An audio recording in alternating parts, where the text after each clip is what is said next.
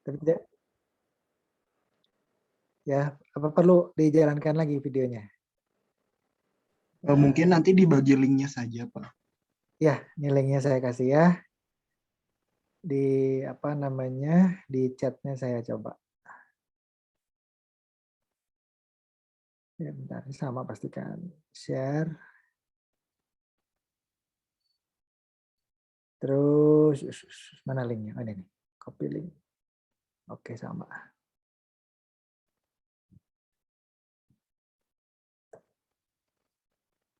Nah, ini linknya ya.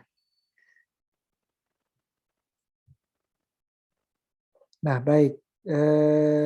Tadi gambarin mana nih? Oke, ini ya.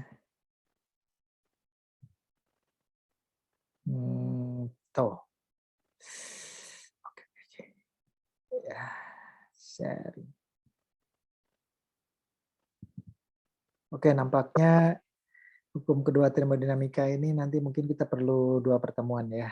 Tapi tidak apa-apa.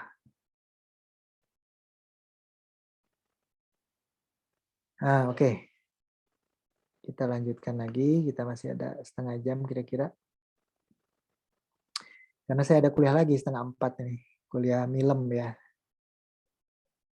Minyak lemak. Nah, siapa yang tertarik silakan ambil kuliahnya. Oke ya, tadi kan siklus Otto ya. Nah, kita bisa lihat tuh siklusnya seperti ini ya. Ya, bisa lihat. Oke. Ya. Nah, siklus Otto ada beberapa perbedaan dengan siklus Carnot ya. Nah, pertama adalah apa namanya? Oh, persamaannya dulu, yang gampang persamaannya dulu ya. Persamaannya dulu adalah bahwa siklus Otto dan siklus Carnot ini menghasilkan kerja dan memerlukan kerja ya dengan proses adiabatik ya. Nah, jadi semua garis-garis adiabatiknya ya 3-4 ini ya, ini Pak Jejen dah memberikan 3-4 dan 1-2 ya.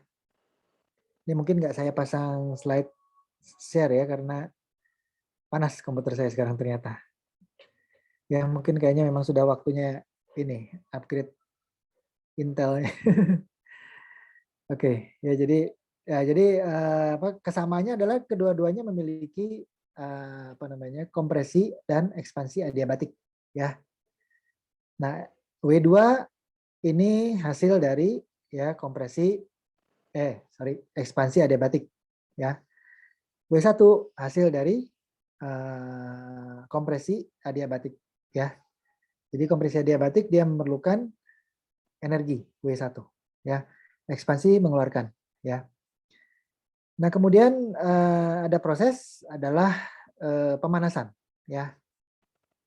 Pemanasan ya isokorik atau pemanasan isovolume ya dari 2 ke 3 ya. Nah, jadi pemanasannya ini bukan pemanasan yang berupa kompresi isotermal bukan ya. Seperti itu ya. Ya, jadi pemanasannya dengan cara pemanasan biasa ya, diberi panas. Nah, oke, saya baru ingat ya, yang diberi panas apanya sih? Ya, gasnya ya, gas idealnya udara ya. Nah, tapi pemanasannya itu bukan dengan cara menyentuhkan udara pada benda panas bukan, tapi dengan cara ya pembakaran di dalam ruang panas ya. Pembakaran di dalam ruang bakar, maaf, bukan ruang panas, ruang bakar. Ya, sehingga pembakaran tersebut memanaskan gas yang tadinya udara N2 dan O2 dicampur dengan bahan bakar dan kemudian dibakar ya. Nah, jadi komposisi gasnya berubah, yang tadinya hanya oksigen dan nitrogen sekarang berubah menjadi ada CO2 ya, ada CO ya, ada air kan, hasil pembakaran itu air ya. Kemudian ada sisa bahan bakar yang tidak terbakar ya, dan lain-lain. Nah, tapi semuanya itu masih bisa dihitung dengan atau dikalkulasi dengan apa namanya gas ideal ya, seperti itu ya. Nah, jadi apa namanya, mesin oto maupun mesin diesel, ya, itu semua konsepnya adalah ya eksploitasi ya atau ngerjain tadi yang saya bilang ya gas ideal, ya seperti itu. Nah jadi gasnya ada yang mengembang, mengempis, ya mengembang, terus habis itu menghasilkan tenaga, terus dikeluarkan karena harus ada pembakaran baru, ya dan seterusnya, ya. Dan kemudian pembuangan panas ini ya juga dilakukan secara isokor, ya,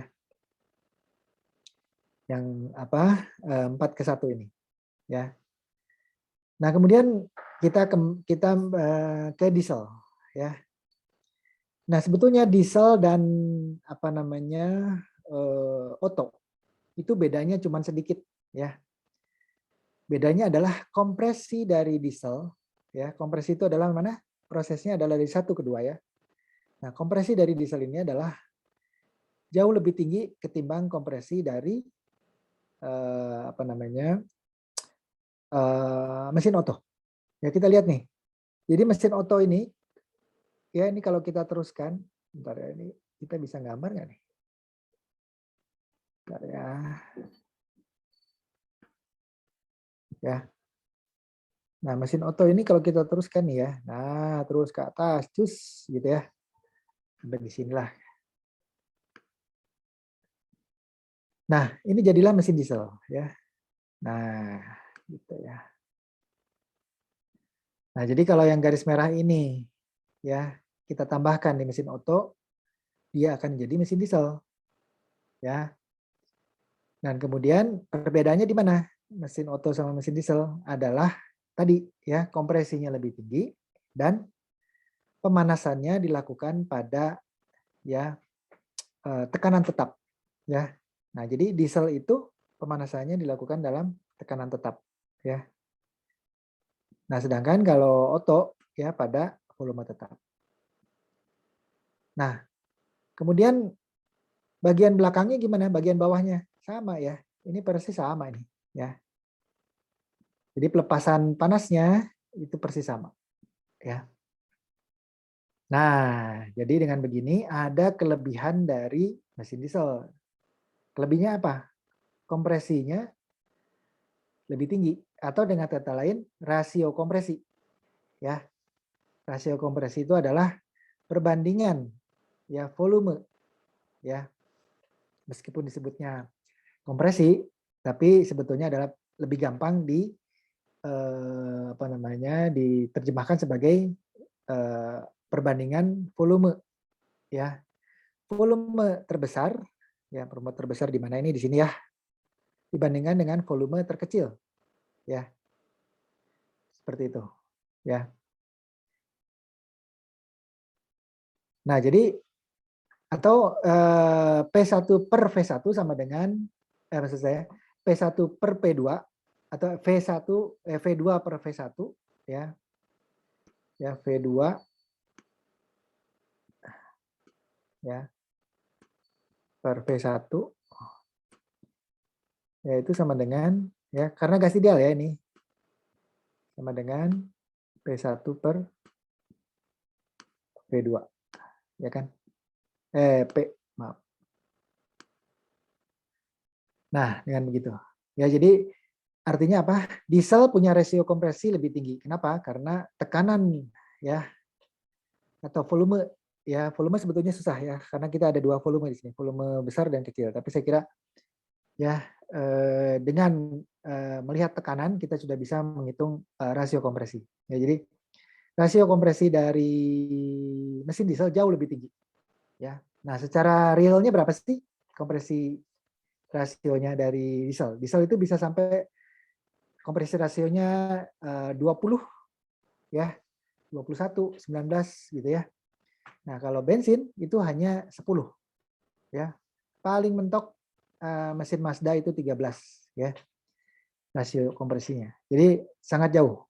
Artinya apa di sini? Ya, rasio kompresi lebih tinggi mengakibatkan efisiensi termodinamika semakin tinggi, ya. Nah, saya bilang efisiensi termodinamika ya, secara proses, ya. Nah, kalau efisiensi keseluruhan bisa berbeda, Ya, kenapa? Ya karena mesin diesel itu cenderung lebih berat. Mobil diesel cenderung lebih berat, ya. Jadi mesinnya meskipun efisiensinya tinggi, tapi dia membawa beban lebih berat, ya seperti itu. Kemudian materialnya harus lebih apa namanya, lebih tahan terhadap tekanan dan temperatur tinggi. Ya kenapa? Karena mesin diesel bekerja dengan temperatur jauh lebih tinggi daripada ya mesin oto, ya. Nah seperti itu. Nah jadi kalau kita hitung apa apple to apple berapa bensin ya dan solar yang dihabiskan, ya itu bisa nggak terlalu berbeda, ya seperti itu. Ya meskipun pada dasarnya sekarang mesin diesel jauh lebih irit ya dibandingkan dengan mesin oto. Nah, tapi persoalannya adalah bahan bakar diesel itu sekarang jadi lebih mahal ya. Di Indonesia itu bahan bakar diesel lebih mahal daripada bahan bakar bensin. Ya padahal kalau di negara lain ya justru lebih murah ya. Seperti itu. Saya nggak tahu kenapa. Ya mungkin lebih nggak ngerti saya ya. Saya nggak bisa tahu pastinya apa, takut salah juga nyebutnya. Nah, seperti itu. Ya. Nah, ini mesin-mesinan. Ya. Nah, nanti sebetulnya ada siklus lainnya. Di sini sebutkan nggak siklus lain?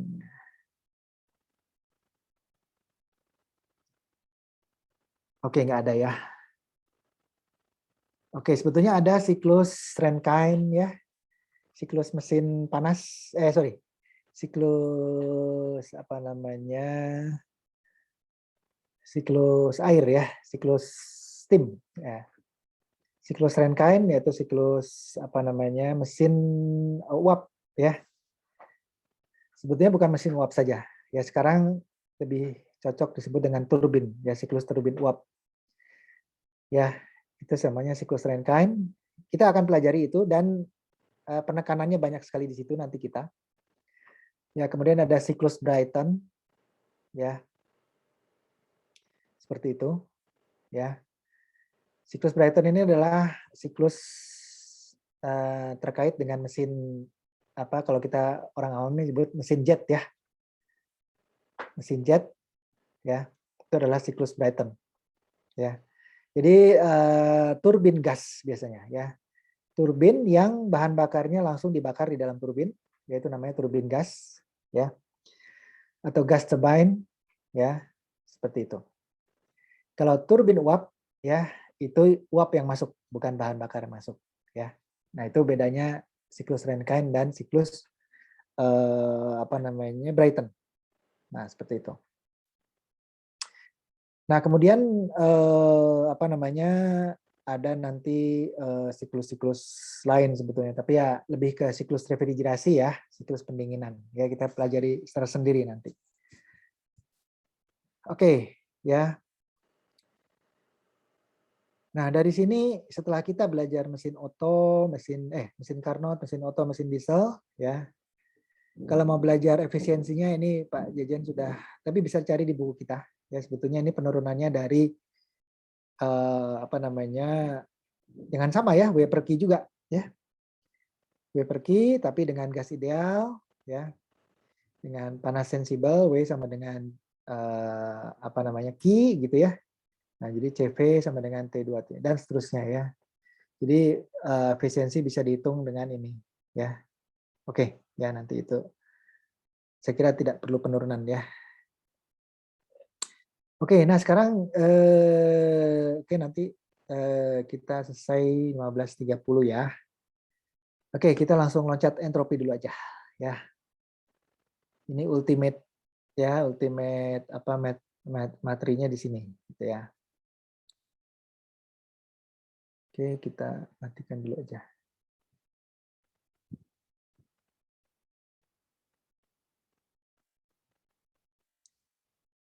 Wah, ini pakai bahasa Inggris ya. Nah, kita masuk ke entropi ya.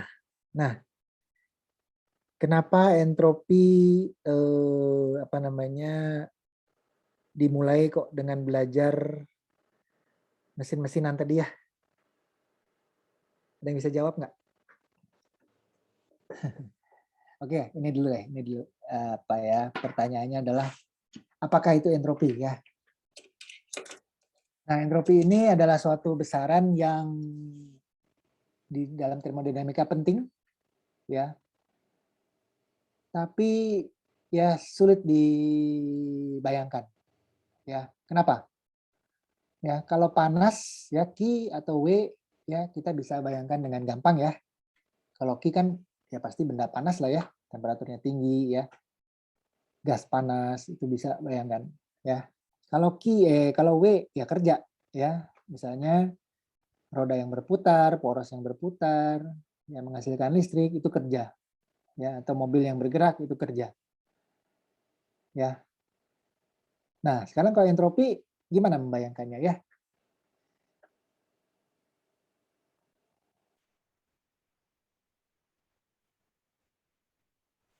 Nah, seperti itu. Ya, jadi entropi adalah besar termodinamika yang somehow dapat dikatakan apa ya? Imajiner gitu ya. Tapi bisa dihitung karena ada definisinya ya. Jadi gini, misalnya when a system passes a reversible way from one state to another state, jadi suatu sistem berubah secara reversible dari suatu keadaan-keadaan yang lain pada suatu konstan temperatur, maka didefinisikan dia punya perubahan entropi. Ya.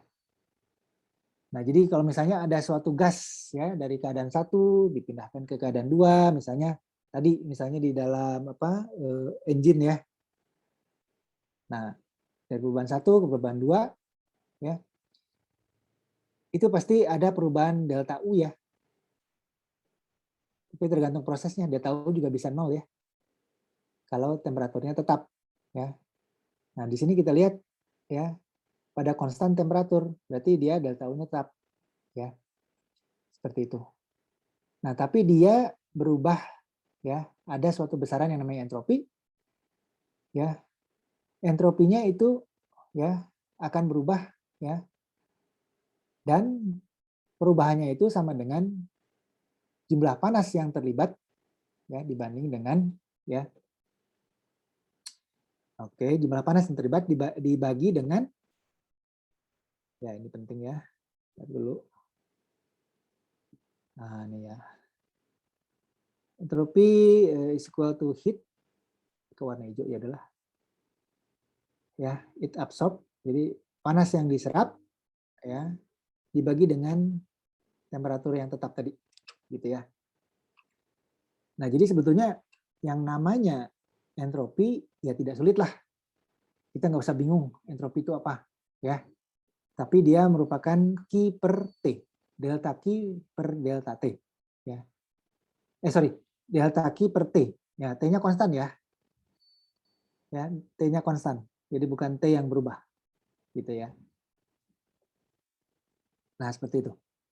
Nah, delta entropi itu ya ternyata bisa ya atau salah saya. Ya, entropi itu adalah sebetulnya derajat keteraturan. Ya. Semakin tidak teratur ya, semakin ya besar entropinya. Ya. Nah, ternyata ya penerjemahan delta S ini bisa dengan Q per T. Ya. Artinya kalau delta T-nya semakin besar, itu artinya panas yang diserap ya semakin tinggi ya terhadap temperatur yang sama. Ya, jadi pada suatu keadaan misalnya dalam suatu apa ya? Entropi ini terkait juga dengan yang diserap oleh lingkungan ya. Jadi kita misalnya membakar sesuatu di dalam lingkungan, di luar rumah gitu ya. Kita bakar api unggun.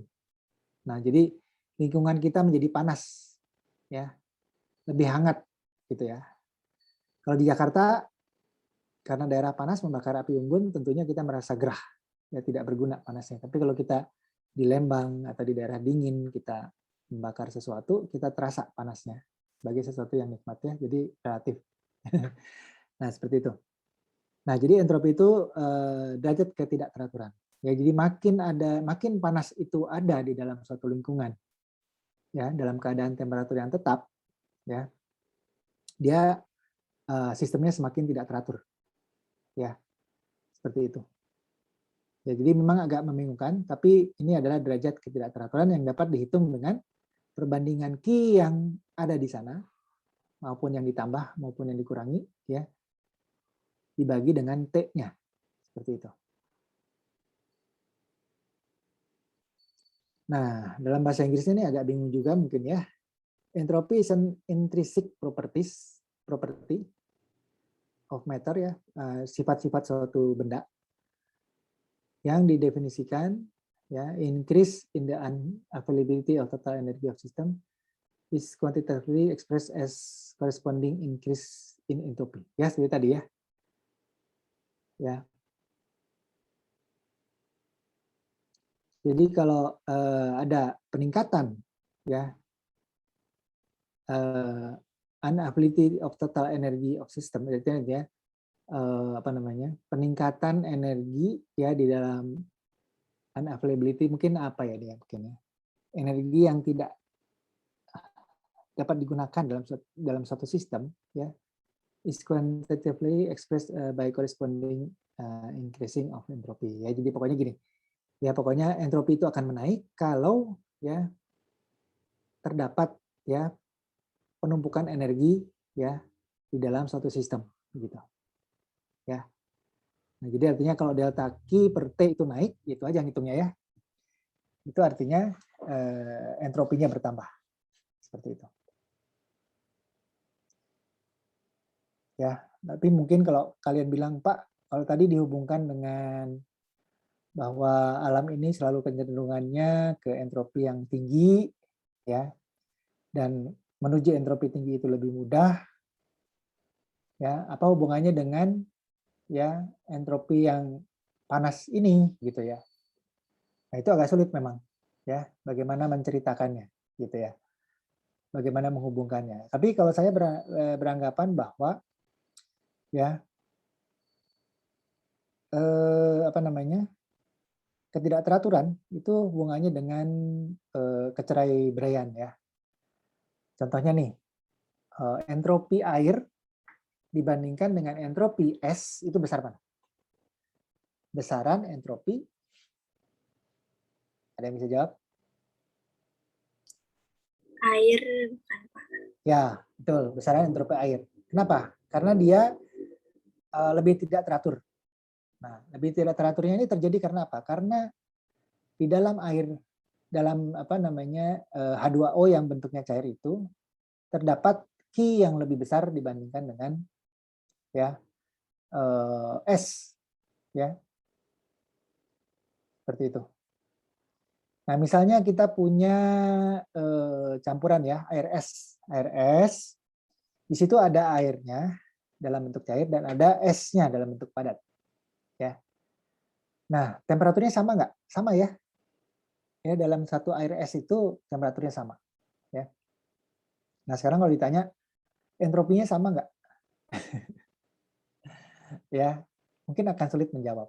Ya, tapi tergantung. Kalau entropi total mungkin bisa dihitung, ya, karena sama-sama dalam keadaan T dan total Q-nya bisa dihitung di S dan ini. Nah, tapi kalau kita lihat entropi dalam bentuk fasa esnya dan fasa cairnya, itu kalau masing-masing pasti berbeda. Kenapa? Ya, karena meskipun dua-duanya berada pada temperatur yang sama, ya, tapi Q yang ada di dalam, ya, energi dalam, ya, yang berada di dalam es dan berada air berbeda, ya. Jadi es itu entropinya lebih kecil dapat dianggap seperti itu, ya, karena kandungan delta U-nya pasti lebih rendah, ya. Kenapa? Karena molekulnya masih berupa padatan yang saling terikat satu sama lain, gitu ya. Nah, seperti itu. Oke, ya. Kemudian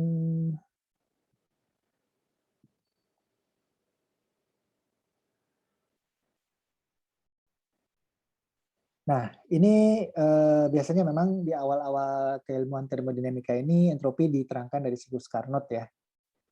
Nah, dari mesin panas, ya. Nah, kalau dari siklus Carnot, nanti ini bisa dihapus dulu, ya.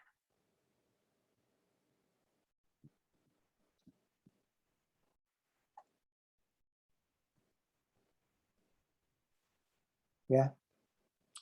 Q1 per T sama dengan Q2 per T. Ya, ini yang mana sih sebetulnya? Ya, yang di atas tadi tuh, ya. Sorry. Ya, Q1 ya dibagi dengan gas, temperatur gasnya yaitu adalah T1, ya, dan Q2 ya dibagi terhadap temperatur gasnya dalam T2 gitu ya. Nah, seperti itu ya.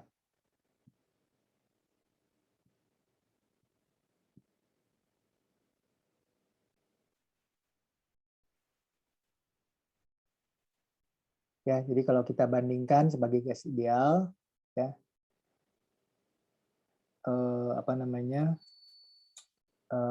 Q1 per Q1 sama dengan Q1 per T1 sama dengan Q2 per T2. Nah, sehingga kalau kita geser ke kiri jadi seperti ini ya. Besaran Q per T didefinisikan sebagai entropi, ya delta S sama dengan integral dt dq per dt. Delta S tidak tergantung pada jalan proses, hanya bergantung pada awal dan akhir proses ya. Seperti itu. Jadi kalau dalam satu siklus ya delta S bisa 0 ya, sama dengan delta U. Jika dua proses dengan keadaan awal sama dan keadaan akhir sama, maka ya dapat didefinisikan delta S irreversible sama dengan delta S reversible. Ya, artinya gini. Kalau dia siklus ya, karena dia sudah melalui satu jalan dan kembali ke titik asalnya, ya ke keadaan asalnya maksudnya, itu maka delta S reversible, ya kalau dia prosesnya reversible, ideal ya, tidak ada kehilangan panas dan kemudian dia sampai ke titik awalnya lagi, ya, maka dia akan sama dengan delta S irreversible-nya. Ya, jadi kalau dia tidak efisien pun, ya, maka delta S irreversible atau yang tidak idealnya itu sama dengan penghitungannya sama dengan delta Q reversible dibagi dengan T-nya. Seperti itu. Ya. Nah, tetapi ini syarat saja ya.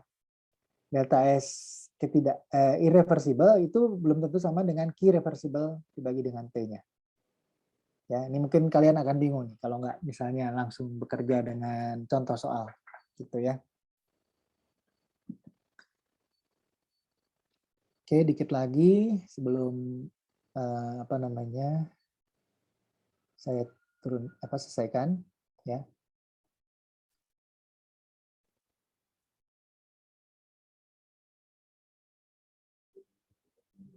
Ya, entropi merupakan fungsi keadaan.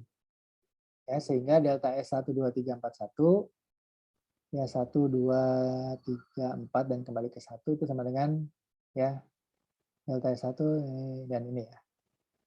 Seperti itu. Ya, tapi dalam siklus tertutup ya delta S ini sama dengan 0 ya. Nah, kenapa sih sebetulnya delta S sama dengan 0?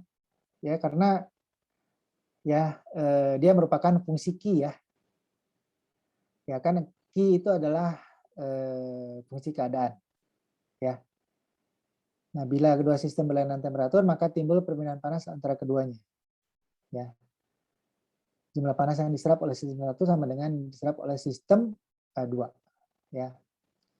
Nah, jadi delta sistem 1 sama dengan delta 1 sama dengan min Q T berkurang. Ya, sistem 2 bertambah. Kenapa? Karena kedapatan. Ya, maksudnya ini adalah kalau sistem ini ya melepaskan panas dan panas yang diterima oleh lingkungannya, ya, maka lingkungannya akan bertambah entropinya, kemudian sistemnya akan berkurang entropinya seperti itu. Nah, total perubahan entropi adalah ya delta S1 ditambah delta S2 begitu. Ya, atau min Q1 per T1 sama dengan Q2 per T2. Nah, apakah kan Q yang diterima oleh lingkungan sama dengan Q yang dilepas ya. Nah, ini bisa saja harganya minus atau plus tergantung daripada temperatur lingkungannya ya. Nah, kalau temperatur lingkungannya kecil, entropinya besar. Ya, temperatur lingkungannya besar, entropinya jadi kecil. Nah, sehingga harga ini variasi ya. Ya, jadi bisa dihitung delta S ini sama dengan Q kali T1 kurang T2 ini. Dan bagi T1 per T2.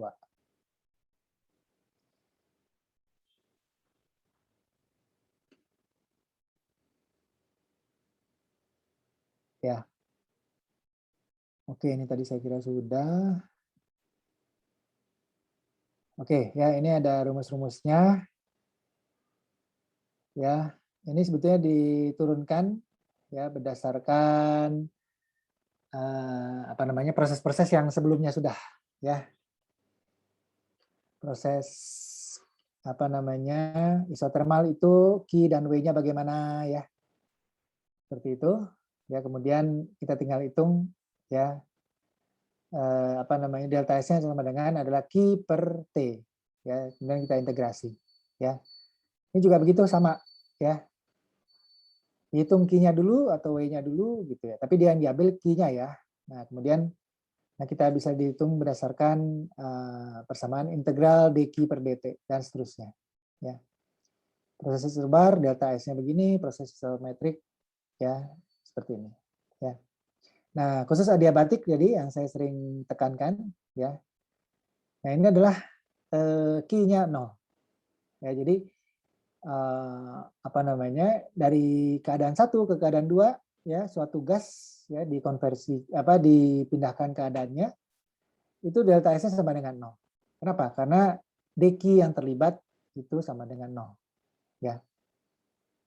Nah, ada proses sembarang bisa non isotermal dan non adiabatik. Nah, seperti itu saya kira mungkin sebentar ya. Oke, saya kira kita ya kita bisa tutup dulu di sini kali ya, di sini ya.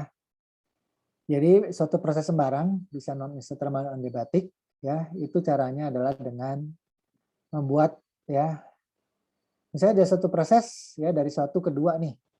Ya, prosesnya nggak jelas nih. Non isotermal atau non adiabatik ya. Nah, ini kita bisa lalui dengan isobarik dulu dengan isometrik. Jadi artinya kita apa namanya? Ya, membuat pathway sendiri ya dengan proses-proses yang bisa dihitung. Ya, jadi proses isotermal, isobar, isometrik ini proses yang bisa dihitung. Ya, jadi proses yang tidak jelas itu bisa kita petakan, kita bisa hitung delta S-nya berdasarkan proses-proses yang bisa dihitung delta S-nya. Ya. Nah, kenapa? Karena dia fungsi keadaan, ya.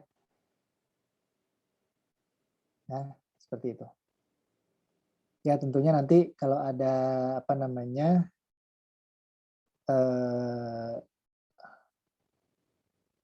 latihannya ya akan lebih jelas. Nah, oke, nanti saya berikan soal PR ya untuk dikumpulkan minggu depan, tapi tidak sekarang soalnya karena apa? Saya tadi belum sempat siapkan untuk ditayangkan ya. Nanti saya coba buat soal dulu tentang entropi ini ya, kemudian perhitungannya seperti gimana. Coba kalian explore sendiri dulu ya, nanti minggu depan kita bahas ya. Nanti PR-nya saya sampaikan di MS Team ya, ada assignment ya. Di assignment MS Team. Nah, nanti saya upload di sana soalnya. Dan kemudian apa namanya? Ya, nanti kita bahas. Oke. Nah, karena saya punya kelas berikutnya nih. Ya, saya tutup dulu sampai di sini.